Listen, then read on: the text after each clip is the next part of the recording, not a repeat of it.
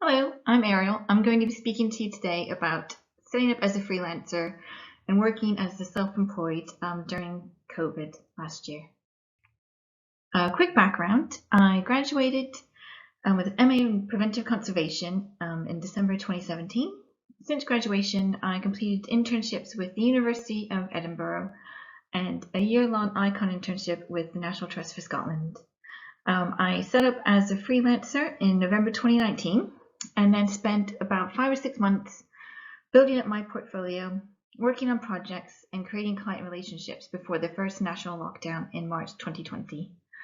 Since March last year, I will admit there's been very limited opportunities for freelance work, and so this talk reflects on what the year has meant as a freelancer in that situation.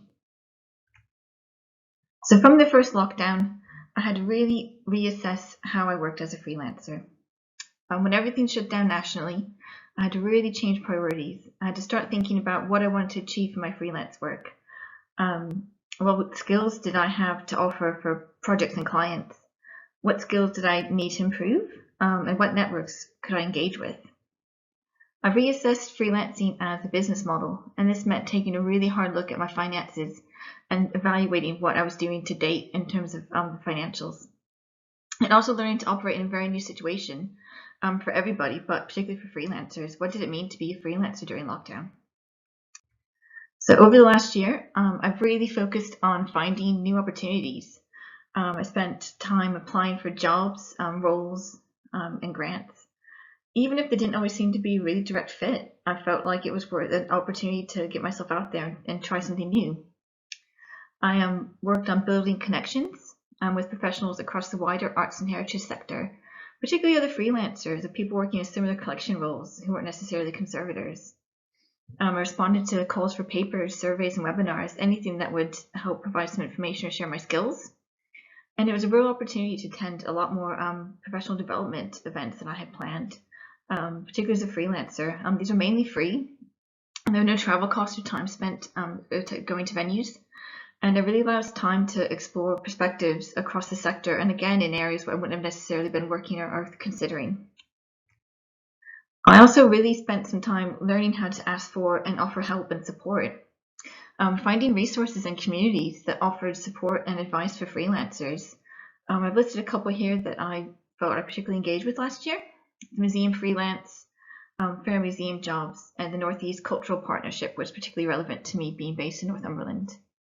I spent some time following up with contacts that I made while studying in my internships. And I was really open with them, asking advice on job opportunities, funding applications, and any other questions I had about sector work. I also got involved in roles and tasks that supported the wider sector. This is involving, answering surveys on how COVID impacted freelancers across the cultural heritage sector, and attending online socials meetups. A great way to find new colleagues, again, across the wider sector and areas that weren't necessarily otherwise engaged in. The Northeast Cultural Partnership was particularly great for that, to meet people in similar situations across the Northeast. And also found it's really important to allow time for creativity and fun. Just allowing yourself to de-stress, making time to pursue hobbies that I had neglected for the best part of a few years due to studying and interning, exploring new ways of creativity and trying things I hadn't thought of before.